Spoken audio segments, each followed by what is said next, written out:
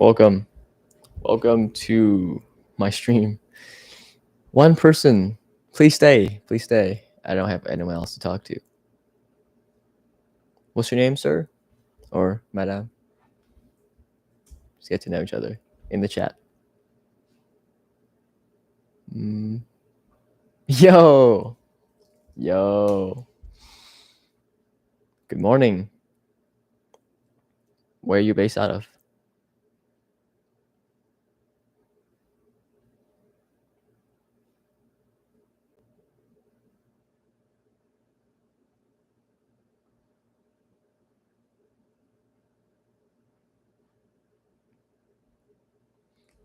Okay. How do you pronounce your name? Is it Tess Coho?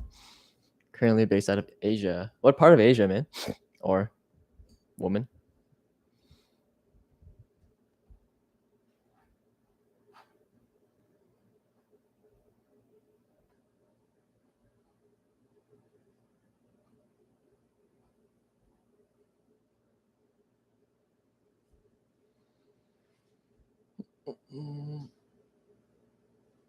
South Asia. Cool. I'm originally from Southeast Asia. Yeah, my dude. Okay, cool. Nice to meet you. I'm originally from Vietnam.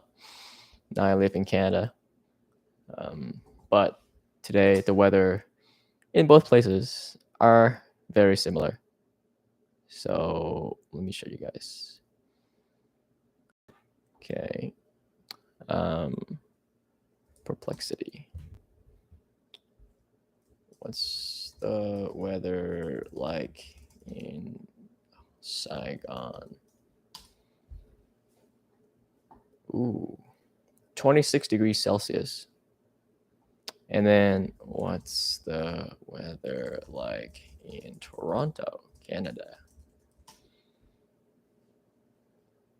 Yeah, it's pretty freaking hot today. Yeah, it's too hot. But welcome the second person on my stream. If you want to talk to me, you can talk to me on chat. I will talk to you. Also originally subscribed to your channel after checking out your video in Gina AI. Oh, that was like a year ago. I think I made a video about web scraping for LLM. Right? So traditionally, web scraping is very finicky. You build a system once, you build your schema once, and you have to change it every time a website changes. And websites are pretty hard to scrape sometimes because they detect like simple automations.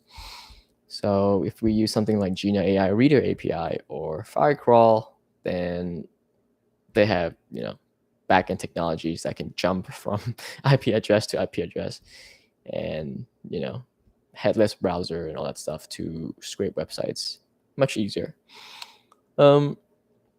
Recently, there's been like some talks about whether or not AI companies should be able to scrape websites, right? I don't know if you guys have been following. Perplexity, scraping. This is what I'm talking about. So Cloudflare, threw Perplexity under the bus, saying that they've been crawling websites and scraping to train their models or indexing for their model for their product, and skirting around robots.txt files, and which means that if you were to say in your robots.txt file on your website that, hey, I don't want any AI scraping here, they don't give a shit. They just get your content anyways.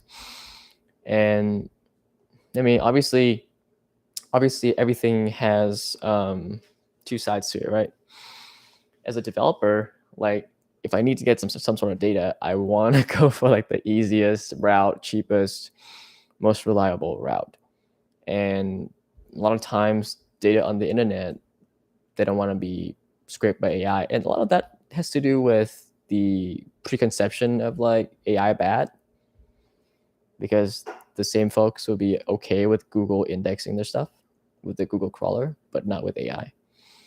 A lot of times it's, I guess, on like a more philosophical perspective rather than practicality, I think.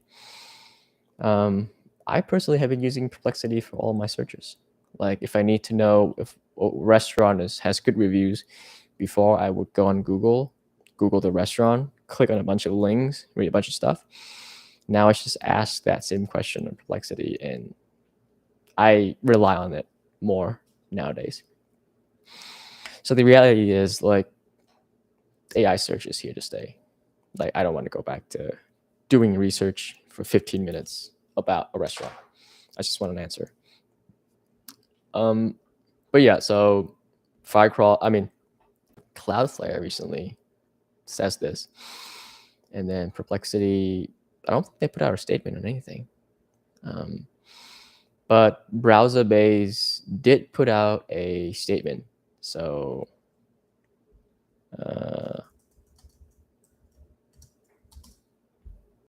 I believe. Oh, I blocked myself from all social media. But Paul Klein, who's the CEO founder of Browserbase, if you don't know what Browserbase is, it's a really cool company. It allows you to run a headless browser on the cloud, and then your agent can like use it at runtime essentially. So you can, like, in 1 second or in one like line of code, your agent can spin up a browser and then interact with it. There are API like for your agent to like interact with, and they recently created a browser-based MCP. So this makes it a lot easier for your agent to just be like, here's a list of tools that allows your agent to essentially interact with this virtual browser. Why a headless browser? Because when you scrape a website, when you like automate like a website reader, sometimes you're not like a user agent essentially, because you don't hit the website with a browser. You hit the website with a curl command or a script. So that gets detected pretty easily. A lot of times you don't have more advanced functionalities like waiting for the website to load, blah, blah, blah. But with a headless browser, you can pretend that you're on a browser. Your agent could pretend it's on a browser and act like a user agent, which is harder to detect. What do we mean by that? You know, the way that I move my mouse, it's not robotic, right? There are like subtle, coordinate changes that is hard for a robot to replicate. It's so random. Scrolling up and down, those kinds of actions. So you can simulate all that in a headless browser. So this company makes it really easy to do that. They have this thing called Stagehand, which allows you to do all sorts of browser automation. This is completely open source. You essentially can use this to like click around on the browser. Essentially, it makes it super easy, not just for agents, but also like scripts, anything really, to be automated to like click around the browser. And Browserbase just takes it to the next level and have cloud infrastructure for you to spin up one in the cloud easily. I personally, so I went to New York City a month ago, for this event called Vercel Ship, June 25th. So it's been a while. But I was there, and the main point for me at the time was to just have a vacation, because I hadn't been on vacation for so long. But I was there. I love New York City. I actually might move there at some point. But the thing is, when I came back, I remember this one feature that they launched that day, which is Vercel Sandbox. So if you know E2B, if you know Daytona, you know that there's a emerging set of products that allow your agents to kind of like create sandboxes, and then either run in those sandboxes or write code and run those code in sandboxes.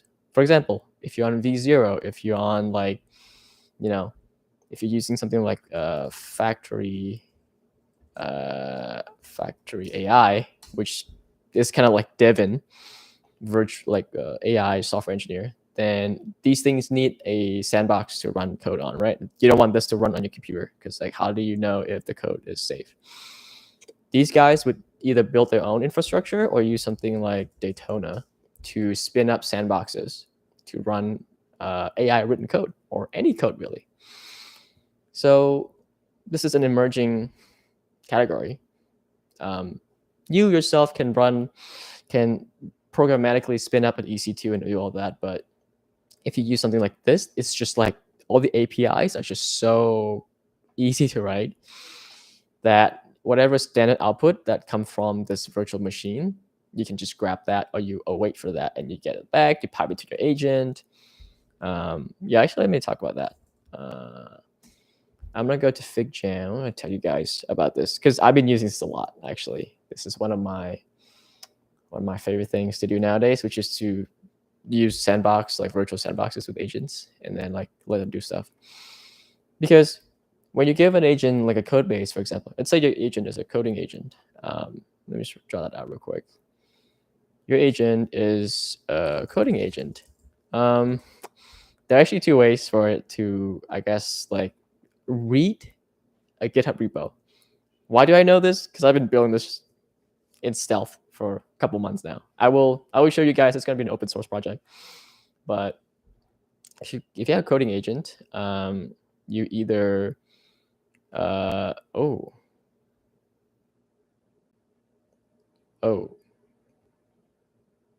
add another. Okay, you either hit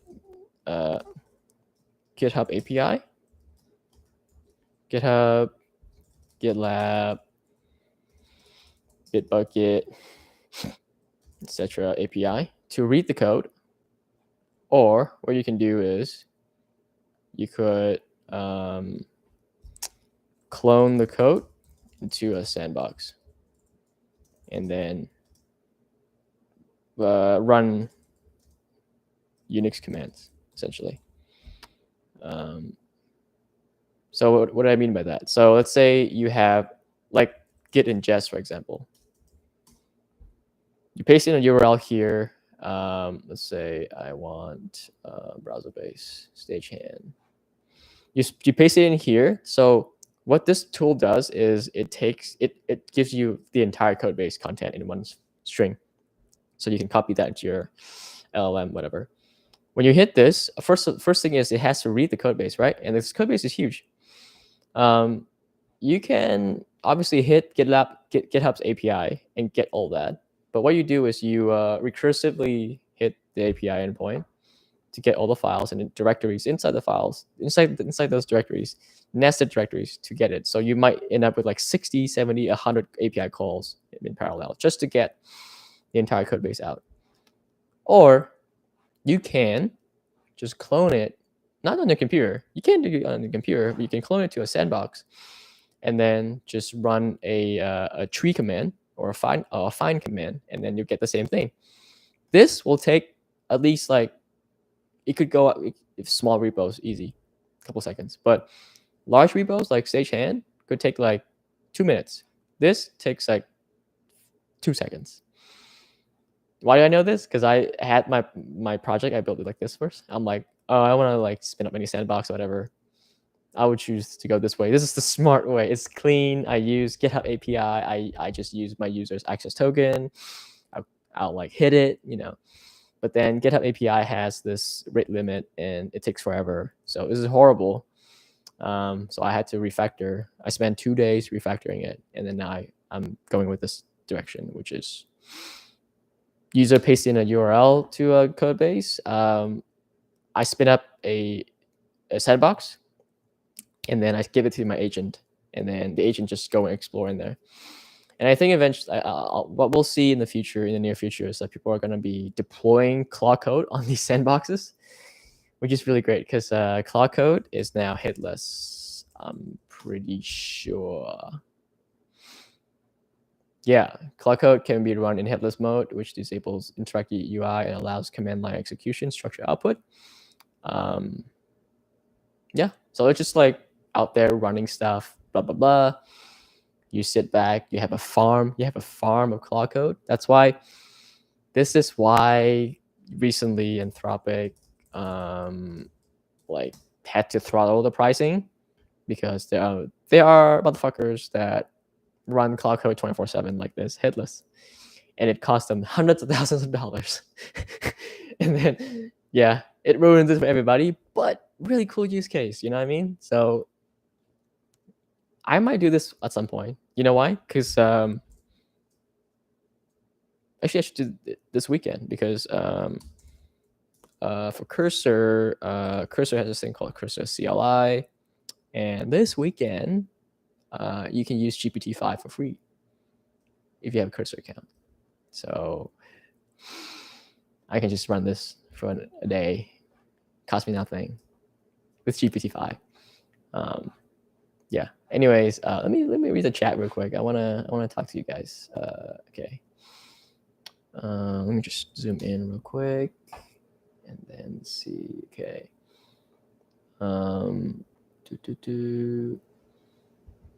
I've seen ChatGPT agent use Sandbox recently. You know what? I try to use ChatGPT agent, and it's so slow for some reason.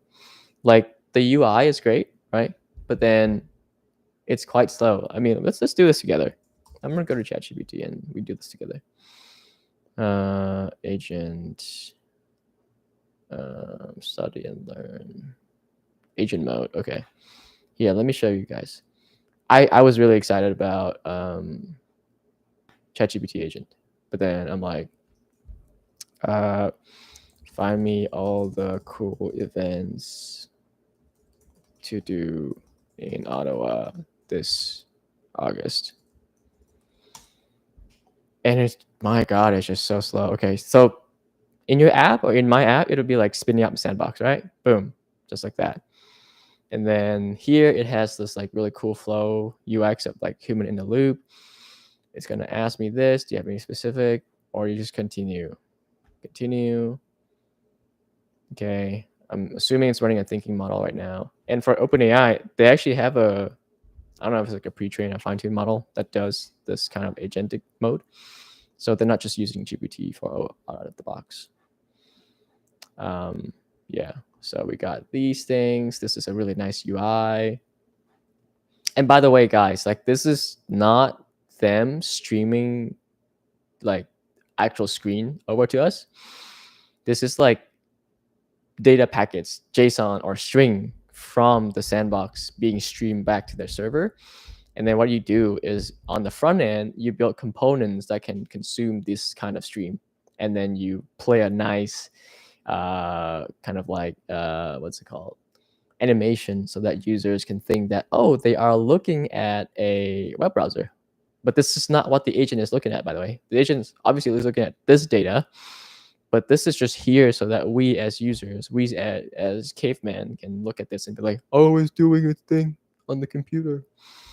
These are all front-end components, by the way. Like this is not a real browser. Hope that makes sense for you guys. You know why? Because Vercel came out with this really cool thing.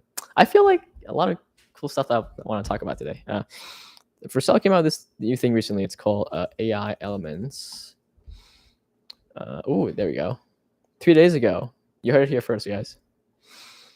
So what it does is it gives you components like kind of like this. So you're building like AI products, right? Maybe you're using TypeScript. Maybe you're not. Maybe you're using AI SDK 5. Maybe you're not. But essentially, you can build these really cool components. Here, let me show you. AI elements. And all this stuff is built on ChatCN. So if you're in that ecosystem, it's easy for you. So yeah. So for example, this component right here. Streaming text in, auto-scrolling down. Man, I had such a horrible time building auto-scrolling to the bottom. And if I had this 2 years ago, I wouldn't have spent like a month on it. Because my God, my last job, I did React, but I'm not like a super React developer. So it took me forever essentially to like even do the bottom scrolling, auto scrolling with streaming. And while at the same time doesn't scroll the parent component. This is stupid. But if you need like a code block component, there's one, and you can do it on mobile. Here, let me show you. Mobile works, like everything just works out of the box. So this is called, yeah, I'm just put in the chat for you guys because I'm generous. Okay. Found this 3 days ago. Yeah, chat components, everything's, chat CN, so, and from Vercel, so it's high quality. It's not like you don't have to wrestle with it. I personally will be stealing this. I think this is great. It's for displaying like thinking tokens. And then everything in Markdown, all nice. Sources, nicely displayed. This is great, by the way. A task, and then it has like this nice accordion thing with like nice icon, and then like, it's just nice. And then tool call, you can display this tool call with like really nice results like this. But going back to ChatGPT stuff, actually, this is fast today. But going back to ChatGPT stuff, yeah, don't mind the person in the back if you saw the person in the back. But yeah, so what was I talking about? Oh, so the agent mode. What you saw earlier, this is the component you can use to build it. You see how like this, it's all fake. It's all a fake browser. You stream data in, and then you can then display that data using pre-built components, essentially. I love this library. I love this library. I'm gonna use this. I'm gonna steal a whole bunch of stuff from here, guys. Like, I'm a thief. Why did I say that? But essentially, it's called Web Preview. The Web Preview component provides a flexible way to showcase a result of a generated UI component along with source code. So I'm assuming they built this for V0. If you know what V0 is, it's like a vibe coding tool. We write code, creates like an app, and then you see it in the browser. It looks pretty.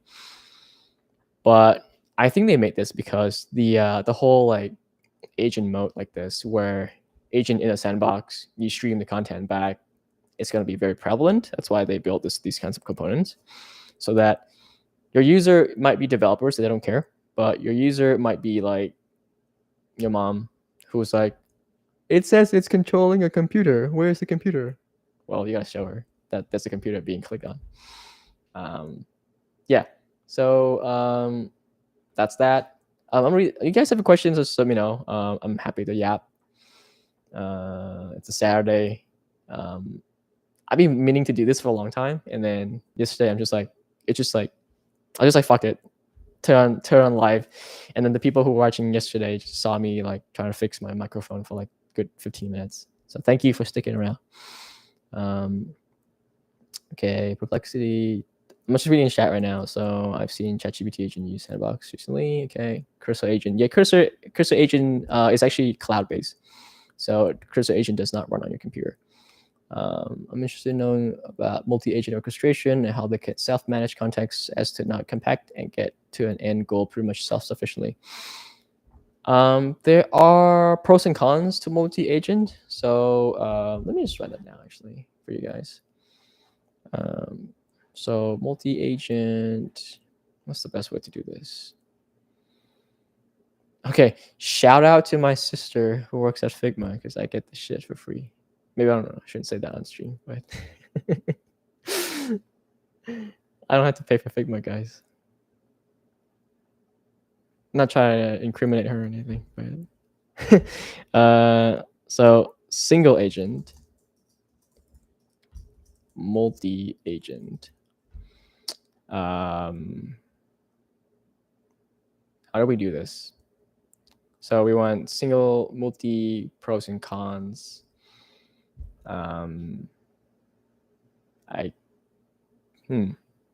Would this be a matrix? I guess it'll be a matrix, right? So I'll have to do like a column perhaps here.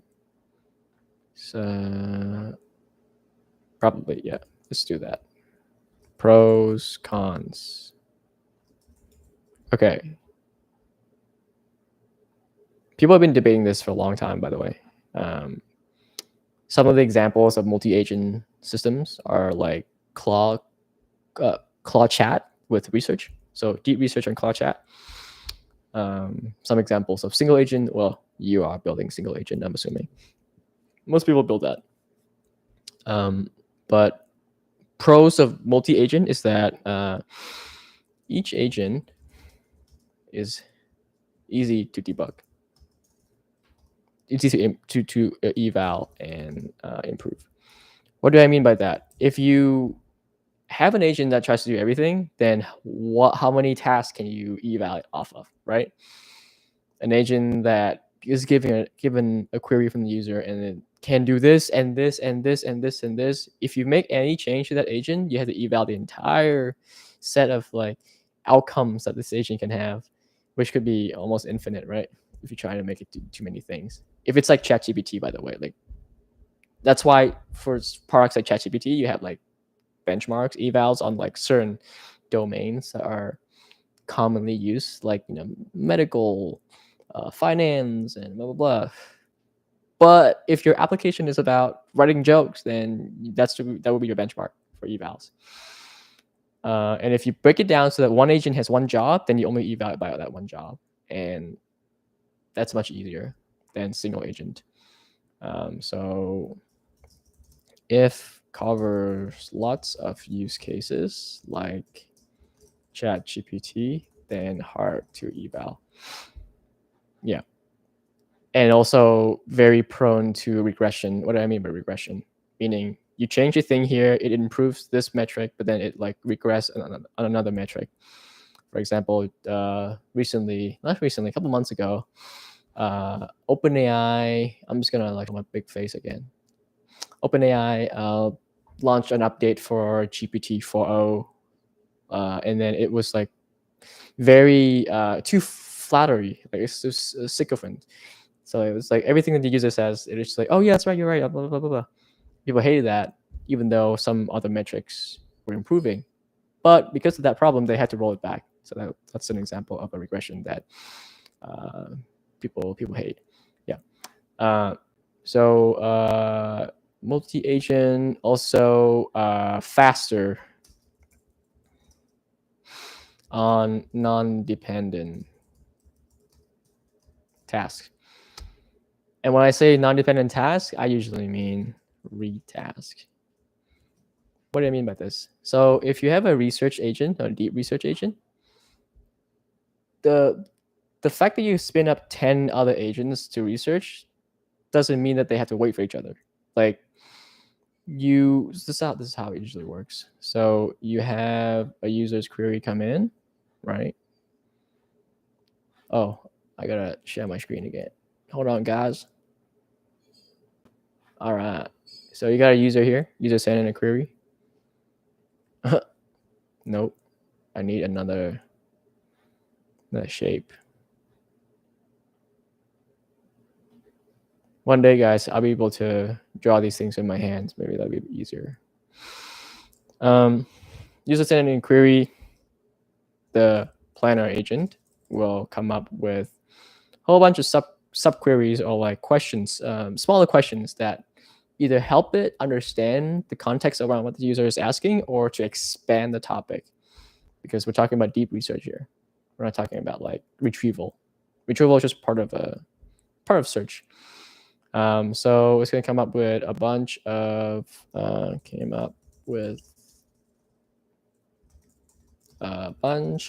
smaller questions. And then now it's going to spin up delegate. It's going to delegate, maybe like spin up 10 smaller agents, for example. Yeah, let me have the circle. I swear to God, this is not my fault. This is like FigJam's fault. Like I try to get in that shape, but if you don't like this shape, it's not my fault. Sorry. This arrow goes up here, please. Thank you very much. So you got agents and agents and agents to read. Okay, do this, and then do this. Yeah, so these are all research or maybe web scraping agent. Yeah. So the reason why we can do this, and it's better than doing one at a time, is because a lot of times the knowledge of what this agent finds does not inform the other agents, because each of the questions that we ask up here are in a different domain, so they don't depend on each other. But a lot of times it's investigative, right? So like you as a human, you do research online instead of searching for a whole bunch of stuff at the same time. What you would do is you would do this. and then you would do this, and then you would do this, because as you're reading more stuff online, you understand more the context of what you're trying to search, and then that informs you to come up with better questions. So there's a place and time for sequential single agent, and there's a place and time for, like, I guess, parallel multi-agent. Would this still be considered multi-agent? Sure, but it's very sequential, right? So I guess the better question that we should ask is, should it be parallel, or should it be sequential? Because an agentic workflow where it's just one agent to another agent to another agent to another agent, it doesn't matter how many agents you want. And as a matter of fact, it might be easier for you to eval if you break them down into smaller agents like that, but you're still running them one by one, which in turn could just literally be one or multiple. Like, there are use cases for both, but the stark difference comes in play when you run them either in parallel or sequential. That's where we usually see most of the biggest difference, because then this will potentially yield a different result than when you run them like this. And if you run them like this, then towards the end you have to fan in. So that's what we call fan out, right? And then eventually you have to fan in. So we need an LM call or another agent to kind of like reconcile report writer or something, to reconcile the information gathered across multiple domains. Pros of this: much faster, 4 times faster. Con: this agent right here doesn't know anything about these other agents they're doing. Sometimes, and like this kind of stuff works really well with like deep research agent, like the parallel stuff, because it's only read, like we're not writing to database or anything. But imagine if like this agent writes to database, and then that will affect other agents in the context. And this is where it comes back to I don't know how to say your name, honestly. Test co-host a message in chat, which is, multi-agent. How do you share context, stuff like that. So context could be shared at runtime, right, in memory. Okay, how to bring this back? Send it back. Yeah, context could be shared at runtime, or reading from a database or a shared database, or like it could be Redis or whatever. But then if you don't control the flow of like who's writing when, who's reading when, then you have this kind of problem of like you might be reading the old stale data while you're running this flow. That's why parallel is, if you're starting out, just do sequential. You can do multi-agent and sequential, you won't have any issues.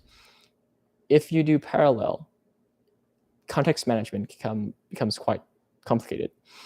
Like, which one would wait for which one? Like, do you have to manage dependency essentially? Like, would these two wait for this one, or like, you know what I mean? So that the shared context is not stale when each of the agent taps into it and read it. So yeah, this stuff, like going back to what I said earlier, this stuff works really well for like read heavy tasks like research, but write and read at the same time is a whole other level. What's an example of a read and write at the same time? Coding agent. So coding agent would read your code base to understand the context of the code base, the file that you're looking at, but also writing to it.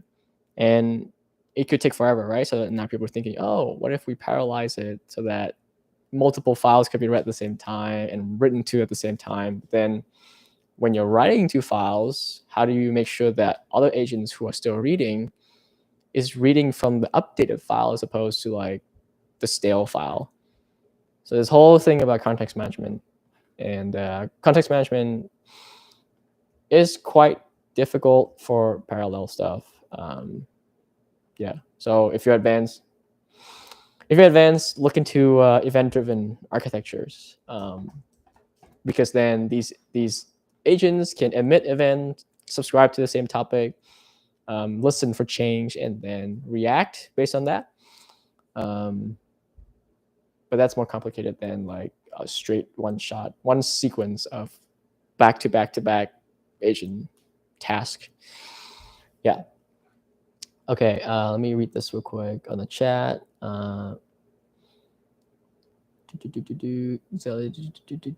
Cloud Code, Sandbox seems clutch. What's the easiest way to run Cloud Code in a sandbox and use it to do stuff? Curious if you use it like that. My man, the reason why I wanted to do this live shit is because I want to try it. Like I want to see what everyone is curious about, and I'm going to try it live. So let's plan this out, shall we? Here, file, new fig jam. Okay. What I usually like to do is I follow this kind of development methodology called Shape Up. I learned this from my last company. It seems to it seems to click with me. This is like a very lightweight version of Agile. So there's just a couple things you have to remember. So like there's like a 6-week cycle to build something. There's like shaping, which is like PM work, which is like what are the features, user stories, and stuff like that. And then there's like this thing called hill chart, which allows you to bake into the process of development time to research. Because a lot of times, for whatever reason, in traditional software development companies, people think that the moment you sit down as a developer, you start coding. Like, no, you got to do some research, especially for stuff that you have never done before. So you're given 6 weeks, you might take like easy stuff, might take a day, 5 days to like do enough research, understand it, and then start to execute. More difficult stuff might require you to build a bunch of prototypes, and then by the last week, you know what the hell is going on, and then you sit down, you code in like 2 days, and it's done. So people who don't code don't understand that. People who claim to be technical also don't understand that, by the way, which is really fun. Anyways, I follow this, and I will use this for any projects that I do moving forward. So what I want to do is I want to plan this out real quick. I want to say Cloud Code on a sandbox. I'm really curious of how to do this, honestly. So before I do that, I'm like prime, ready to go. Like I'm gonna plan some features here. We're gonna do this together. It's gonna be a fun series. And if you know, I just committed to streaming every day at 1 p.m. BST. So if you tune in, we'll be doing this live together. Let me just read the chat real quick before I commit to this. I have severe ADHD, so if I commit to this, I won't be reading chat. So let me just do this real quick. Okay. Got it to order me some coffee, but it took like 20 minutes. So you got GPT-5 to order you coffee, but it took 20 minutes? That's actually sick. Did you do agent mode and go on like DoorDash or something? Or like how did you do it? Let me know in the chat. I'm actually very curious. Okay. Do you run an agent solely for managing context? Can you run an agent solely just to manage context? I guess to understand that, to answer that, we need to be very specific about like what do we mean by managing context. Is it that to give the main agent execution flow exactly the context that it needs at every given point? Or is it to truncate text, remove message history when it's not needed? I think it's a great idea. Having like an entity kind of like watch over, but it does give you latency unless you don't wait for it.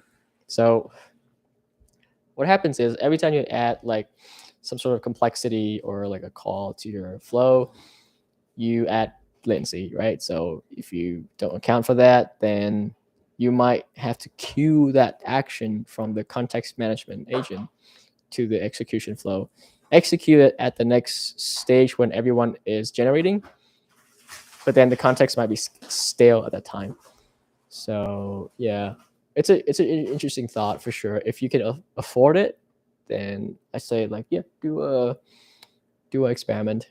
Okay, is there a local LLM for WebStorm that can go over your code but not send anything to any server? Yeah, I think as long as you hook that up to like Olama, whatever, then you can use it with stuff like for WebStorm. Okay, let's see. WebStorm. Yeah, WebStorm is JetBrains. JetBrains has AI IDE stuff. I'm not sure if they actually allow you to run like local LLMs. Let's just look at this together. Does WebStorm have local AI? Oh, yes, WebStorm includes local AI capabilities. It ships with built-in local AI models out of the box that provide code completion fully locally and offline without requiring cloud access. These local AI models are free and integrated seamlessly. However, I don't know if these are any good. If it's free and local, I'd say they're very small and just good at autocomplete. If that's all you use agentic IDE for, it's great. I don't think it will give you the experience of using something like Cloud Code or Cursor Agent, because those things are big models, right? Okay, JetBrains, okay, AI assistant. You can use Olama. You can use LM Studio. So these are, interfaces for running local models on your computer. And then, yeah, the answer is you can. I don't know if Wolfgang is still here, but I hope this answer your question. Cool. Okay. Have you tried Eliza for running AI agent? I never heard this. Eliza. What is that? Not this, right? For running what? Running AI agent. Is it this? What the hell? There's no way you send me a catgirl agentic framework. Your agentic operating system. I've seen this before, actually. I think I wrote it off because I saw this. I'm like, what is this uwu shit? But okay, let's take a look. Eliza OS, thanks evolution. This is generated by AI. Crypto trader. Okay. Unified message bus, composable swarms. Oh, okay, interesting. Modular open source architecture, strategic action training. Unified message bus. One event pipeline for every interface. Discord and Telegram. X HTTP on chain. Oof, blockchain. Ship your agent once. Swap transport adapters without touching business logic. Okay. Interesting. Eliza OS leverages worlds, server, workspace, and rooms, channel DMs. Each agent keeps its own context. So I'm assuming that the way you interact with these, this is actually built to be part of like social platforms, I'm assuming.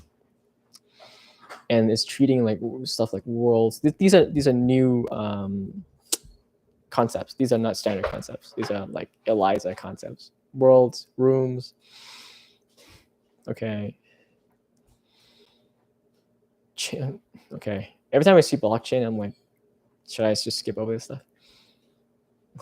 It's anime girl. Cool. Let me see the GitHub. Eliza 5.3. Ooh, 16,000 GitHub stars. It looks legit. Have you tried it? If you tried it, let me know. I should probably give you guys the Discord link so we can continue the conversation. Let me grab the Discord real quick. Give me one, guys. Don't leave. That'd be so sad. I dropped the Discord here yesterday, but I forgot to tell people about it, I think. So that's how much of an amateur I am with this stuff. But here's the Discord.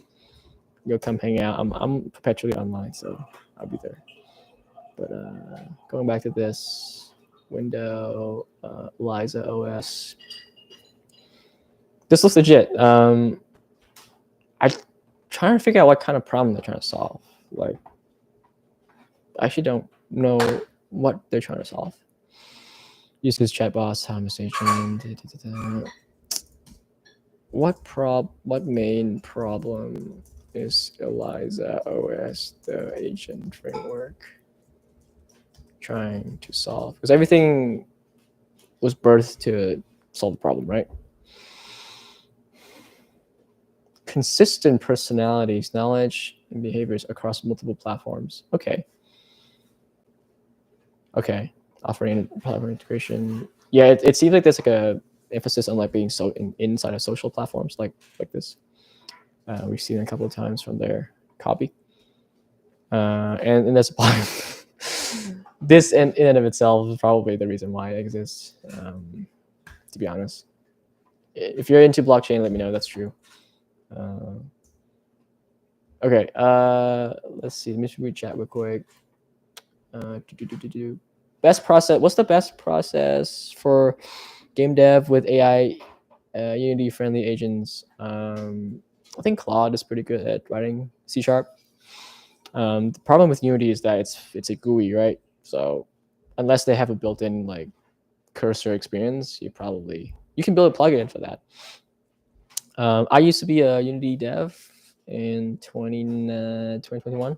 I was building VR games, but now I've lost most of my knowledge. And Unity as a company has not been doing well for a while.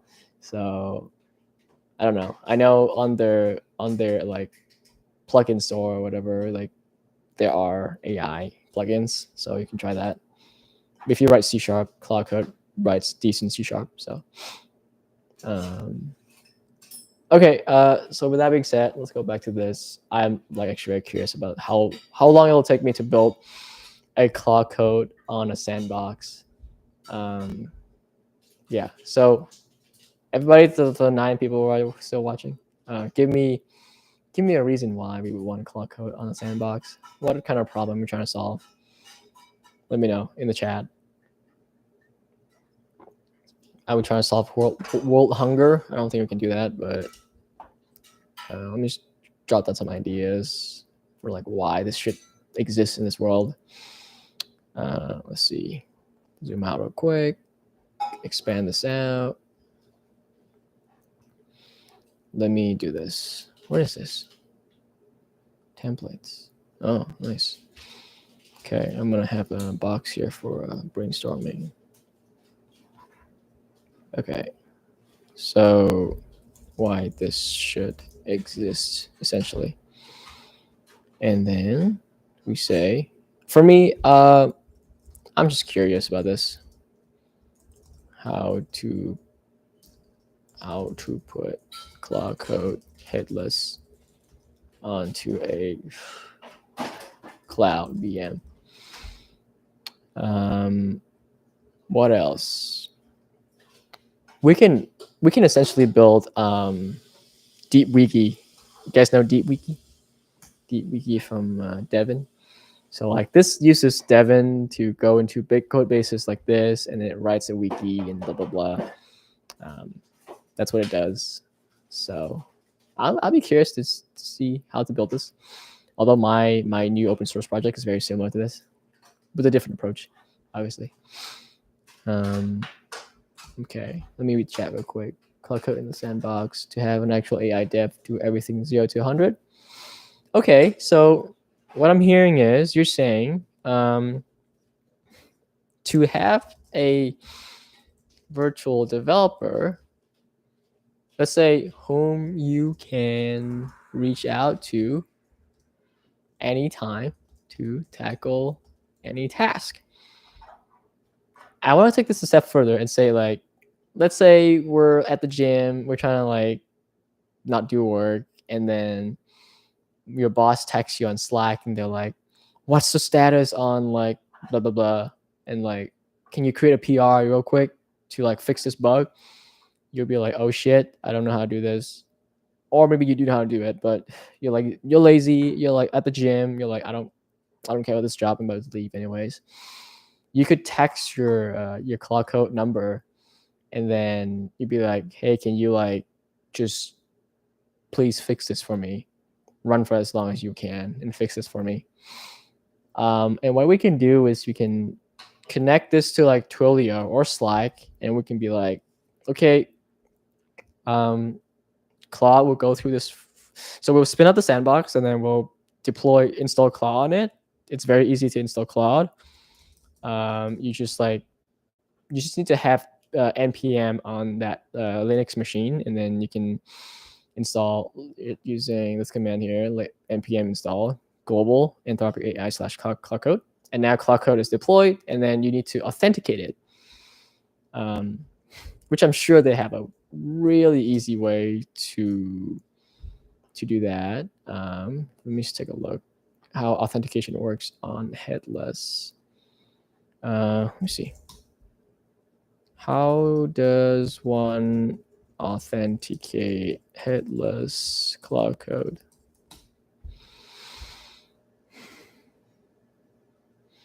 You primarily need to set your API key in the environment. So Anthropic came out with this thing where you can set Claude to be in your GitHub project to read your PR and give you comments when you tag it. That required a GitHub access token for Claude to have access to the code base, but also Claude API, Anthropic API key, I think. So as long as you have Anthropic API key, I guess you can authenticate.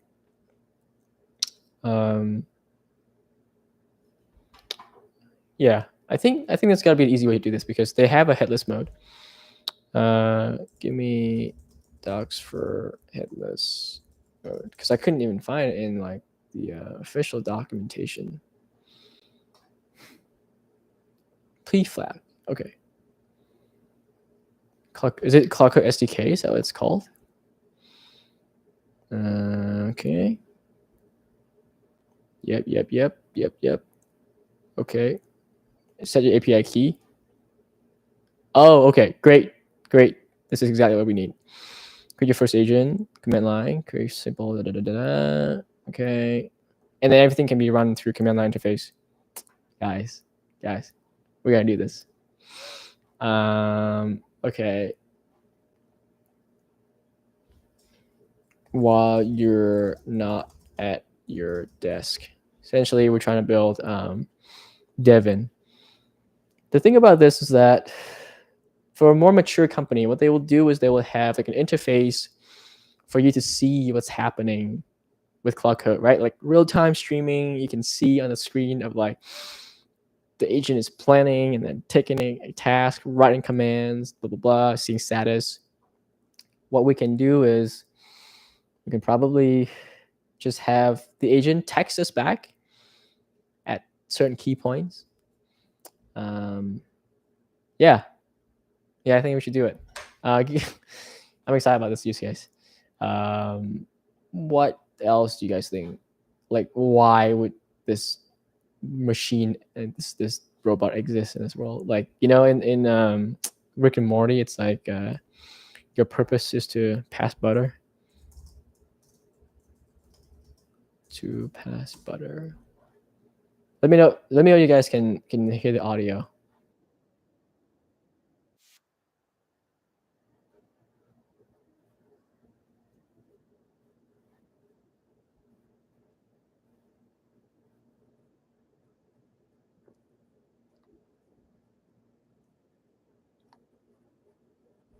Oh, not audible? Okay.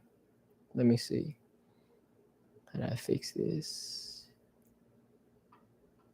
You know what? I'll fix it so next time I play something stupid like this. But essentially, Rick made this robot, and then its only purpose is to pass butter, as you can see here. Yep. Anyways, if we don't have it, okay, let me just read chat real quick. If you need to add Chrome to OBS application capture, oh, I see. So the way I do it now is just like I just turn on YouTube Live, and I don't even use OBS, but I will use OBS next time. Thank you for the tip. I wonder if I should use Elgato because I have Elgato stuff. I might get a Stream Deck or something. If you know like a good Stream Deck, like if you know a good guy to set up a streaming setup, let me know. I'm like a baby in this, so send it to me. But if we don't have more ideas, I think this is the use case that I want to go with, to like have a coding agent that I can text and be like, yo, do this for me. Could be on Discord, could be on Slack, but I'm more curious about like texting a number and be like, yo, fix my code base for me type stuff. So I want to write this down here. Here, let me put a little star in there. Little sticker. Boom. This is what we want. Gonna reduce the size of this. And then we bring this over here and we'll say, okay, so I'm just gonna copy this over. User can text a number and can text a number with URL to Codebase and ask questions. Because we want, so the way I'm thinking right now is we want to be able to start with being able to read the Codebase, ask questions, and then create PRs. I feel like that would be more substantial. Yeah, what do you guys think? Because then first we need to be able to just read the Codebase, and then from reading the Codebase, we can then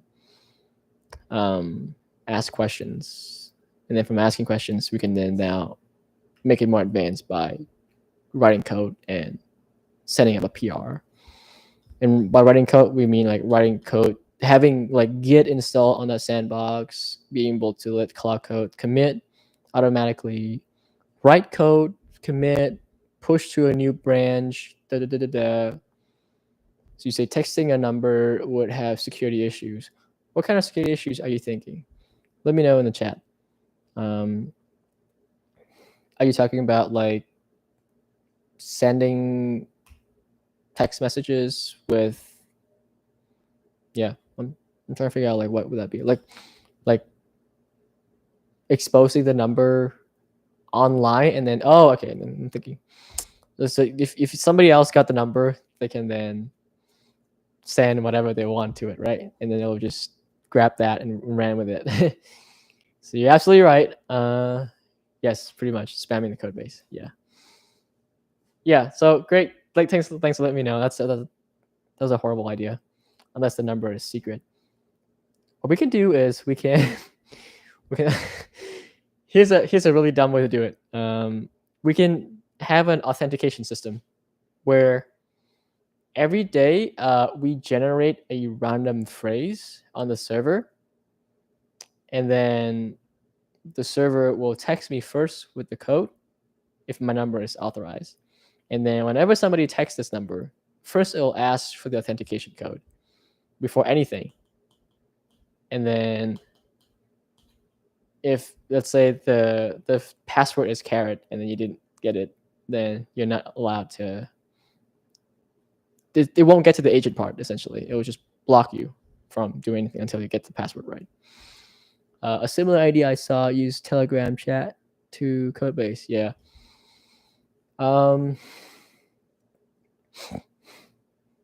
Yeah, what do you guys think? What's like the easiest way for our agent to be talking to us? We can do Slack. Slack is an easy way to do it. I can control the flow of who's on Slack and who's not. Let's see. It could be Discord. I will investigate using Tailscale with SSH to Cloud Code. Yes, that sounds great. Tailscale is great. So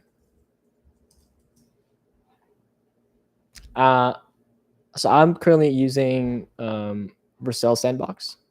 What I want to do is to actually try something like Daytona or E2B, just because these things, if you're in San Francisco, if you drive down from the airport downtown, there are Daytona billboards everywhere. So I'm very curious. I wonder if there's a free tier. E2B. Yeah, I want to try the E2B. I think E2B has a free tier. Yep. One time, $100 usage or credits, up to 20 concurrents running sandboxes. For Vercel Sandbox, you get like very generous free tier on the hobby plan, so you don't have to pay for anything. Pricing limits. So you can do